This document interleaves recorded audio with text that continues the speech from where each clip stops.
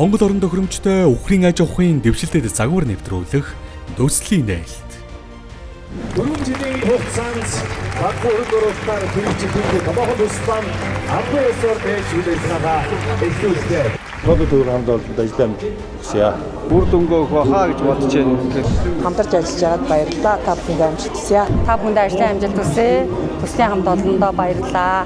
Энэ 150 өргөтөр хэрэгжилчих 3,000 өхрийн аж ахуй удахгүй бас Монгол улсын ерөнхийлөгчийн санаачилсан хөлсний хувьсгал шиг үндэстэн даяар тархаж том төсөл болох болтугай. Нэрийн энэ одоо хэрэгжүүлж байгаа хөтөлбөрүүдийн суурийг бэхжүүлэхэд эдгээр төслүүд маань ачаал бүгдтэй гэж ингэж ойлгож байна. 대한민국의 코피아 센터 Копиа Монгол төвөөс 2025 оноос эхлэн Монгол орнд тохиромжтой мал аж ахуйн дэвшилтэд загвар нэвтрүүлэх гэдэг төслийг эхлүүлж байна.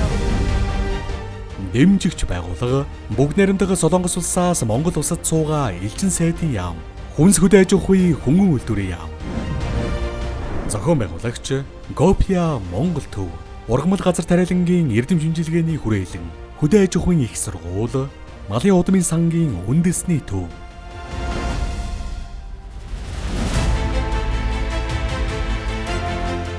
Бүгд найрамдах Солонгос улсын засгийн газрын харьяа, хөдөөгийн хөгжлийг дэмжих газрын Монгол дахь төлөөлөгч Копиа Монгол төв, Монгол улсын хөдөө аж ахуйн салбарт Монгол орондоо тохиромжтой приментжүүлсэн тэжээлийг нутагшуулах, бөөрөнхийн сонгоны механикжуулсан тариалга технологи нэвтрүүлэх зэрэг 20 гаруй томоохон төслийг амжилттай хэрэгжүүлжээ.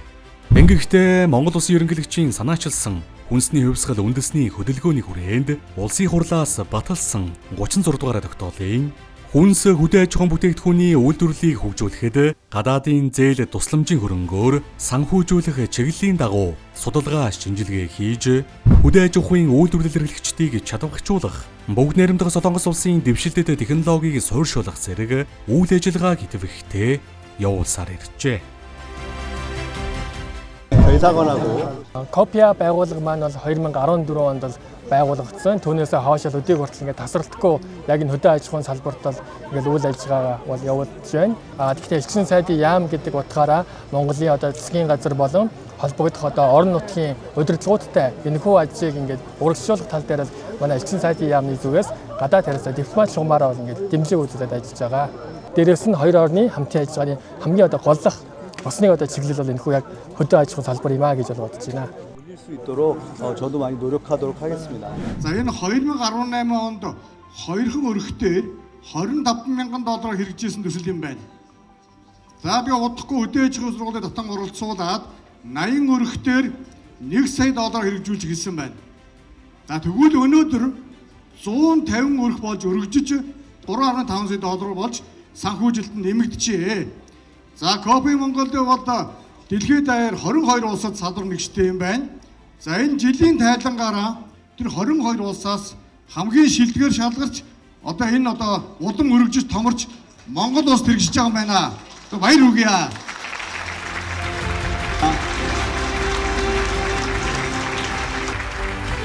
Монгол улсын ерөнхийлөгчийн санаачилсан хүнсний хангамж аюулгүй байдал үндэсний хөдөлгөөн, за малын гаралтай төөхөд бүтээгдэхүүний үн цэнийг өснө нэмэгдүүлэх одоо цагаан алт хөтөлбөр, за Монгол улсын засгийн газраас санаачлан хэрэгжүүлж байгаа газар тариалангийн доктортой хөгжлийн одоо атар дөрөв, шинэ хоршоо чинээлэг малчин гэдэг харилцан уялдаа бүхий энэ дөрвөн хөтөлбөрийг хэрэгжүүлэхэд одоо энэ төсөл маань маш сайн суур болж нэг талдаа одоо махны чиглэлийн үхрийн аж ахуй хөгжүүлэх, сүүний чиглэлийн одоо эрчимсэн үхрийн аж ахуй, сүүний үхрийн аж ахуй хөгжүүлэхэд бас жишг болгож одоо хэрэгжүүлж байгаагаар онцлог юм аа. 대한민국의 코피아 센터 Копиа Монгол төвөөс 2025 оноос эхлэн Монгол орнд тохиромжтой мал аж ахуйн дэвшилтэд загвар нэвтрүүлэх гэдэг төслийг эхлүүлж байна.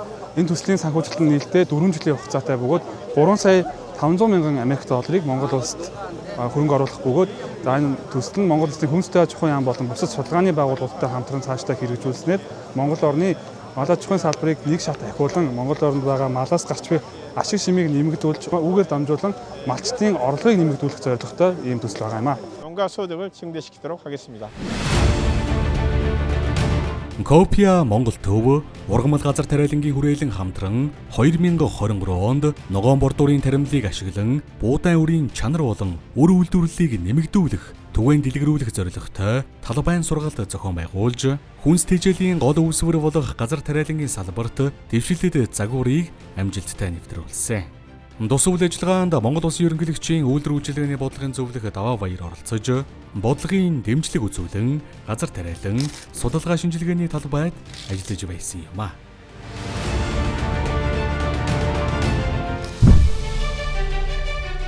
Энэ удаад бүгд найрамдах Солонгос улсын хөдөөгийн хөгжлийг дэмжих газар Копиа Монгол төвийн санхүүжилттэй мал аж ахуйн салбарт хэрэгжих, Монгол орон тохиромжтой үхрийн аж ахуйн дэвшилтэд загвар нэвтрүүлэх томоохон төслийн нээлт Дархан уул аймагт боллоо.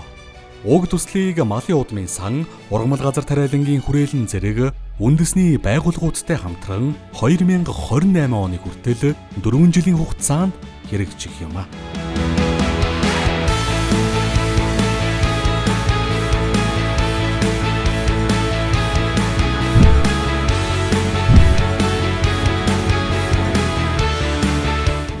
За өнөөдөр бид бүгд найрамдах Солонгос улсын хөдөөгийн хөгжлийг дэмжих газар Копиа Монгол төвийн санхүүжилттэй Монгол орон тохиромжтой үхрийн аж ахуйн технологи нөхцөлшүүлэх гэсэн уцтгуу тусламжийн 4 жилийн хугацаатай төслийн нээлтийн үйл ажиллагааг явуулж байна.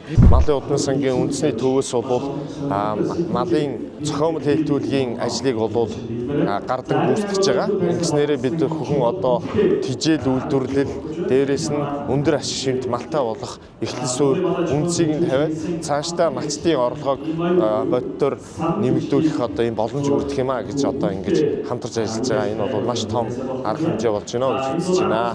Нийт Робитээс манай мандал сумаас 15% оролцож байгаа.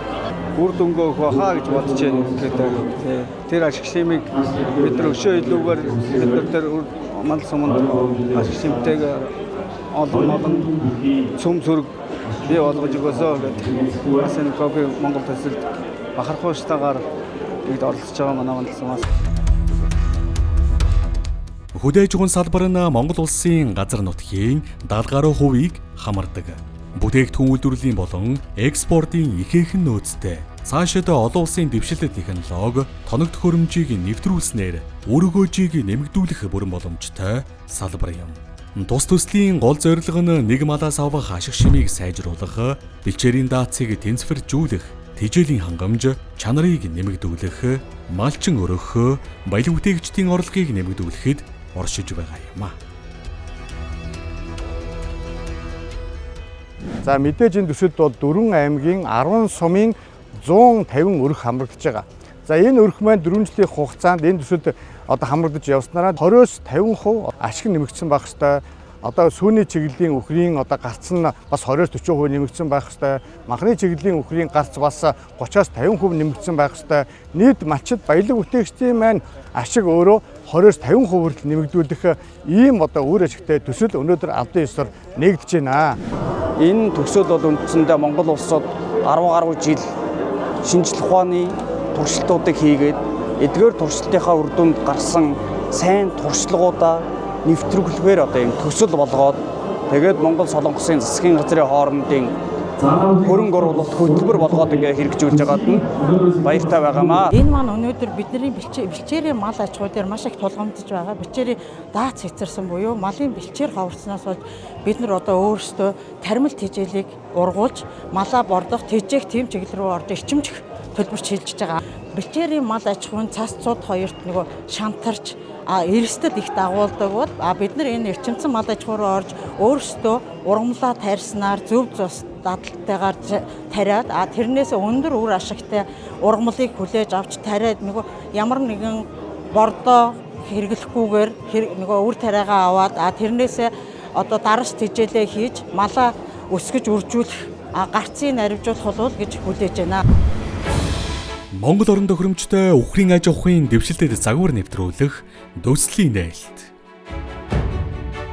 Энэ хэд онцлог байгаа. Юу гэхээр энэ газар тариалан малчид гэдэг бол манай Сэлэнг аймгийн бол том асуудал болдог. Тэгээ энэтэй холбоотойгоор энэ мал аж ахуйн чиглэлээр хэрэгжүүлж байгаа энэ Копиа Монголиа гэдэг энэ төслийн хүрээнд бол бас нэлээдгүй хэдэн давуу зүйл гарах гэдэг. Малчид маань өөрсдөө бүлгэрээ Копиа Монгол төсөлтөйгээ хамтраад ногоон тэжээлээ тарьдаг те. За эрчимсэн малын аж ахуйн одоо бодлогыг хэрэгжүүлэх чиглэлээр гаргаж байгаа ажил асуудлуудаа шийдвэрлэдэг ийм одоо боломж нөхцөлийг бүрдүүлж байгаа нь бол одоо их онцлог байна гэж харж байгаа. Копи Монгол төв Малын удмын сангийн үндэсний төвтэй хамтран зохион төлөвлөгчийн техникч бэлтгэх сургалтанд хамрагдсан байгаа.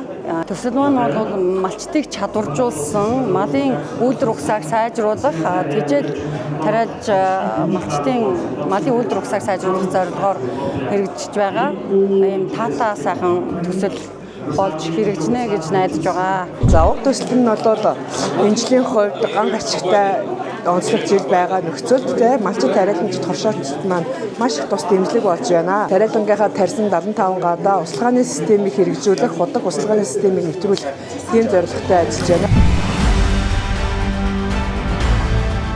Нээлтийн үйл ажиллагааны үеэр төсөлд хамрагдсан 10 сумдын засаг дарга нартай хамтарсан төслийн санамж бичиг болон малын эм бүтээгдэхүүн импортлох, борлуулах санамж бичигт гарын үсэг зурж төслийн хоршоо тус бүрт нэгдсэн холбооны туг хөдөө аж ахуйн тоног төхөөрөмж гардуулан өглөө.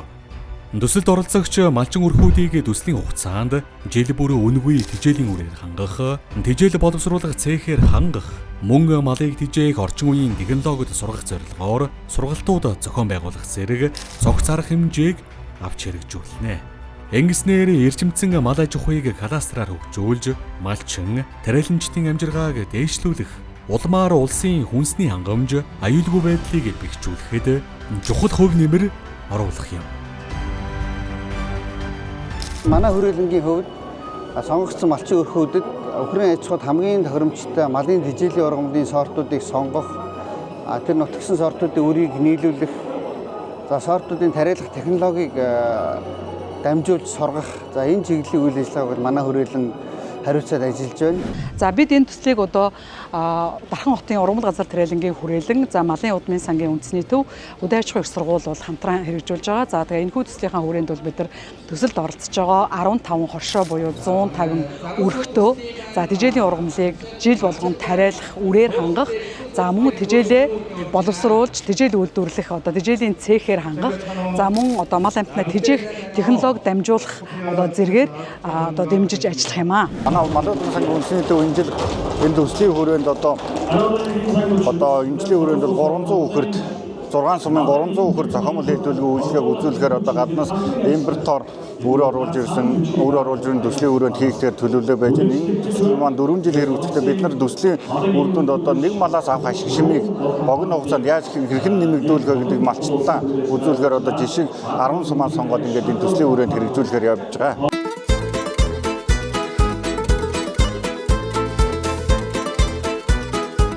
Төсөлд хамрагдаад багчдаа 3 жил болж байна. Одоо 4 жилдээ хамрагдаад явж байна.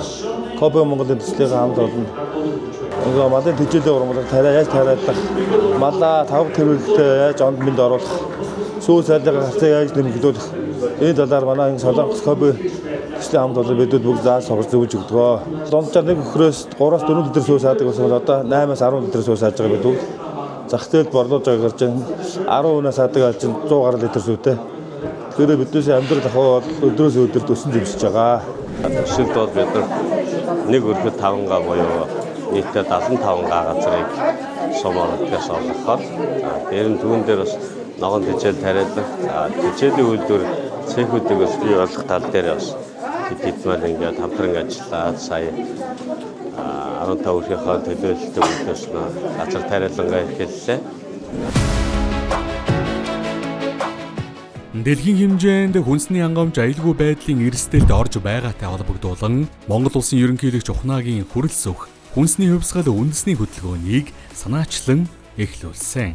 Энэ хүрээнд хүнс хөдөө аж ахуйн салбарын баялаг бүтээгчдэд чиглэсэн хөнгөлөлтөө зээл, гайл татварын хөнгөлөлт чөлөөлөлт, урамшуулалт зэрэг бодлогын болон санхүүгийн дэмжлэг үзүүлэхийн сацуу олон улсын байгууллагуудтай хамтран томоохон төсөл хөтөлбөрүүдийг эрчимжүүлэн хэрэгжүүлж байна.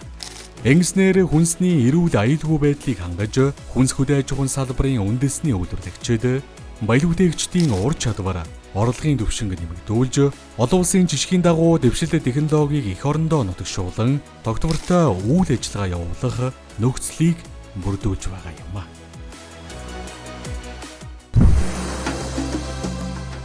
Хүнсний хувьсгал.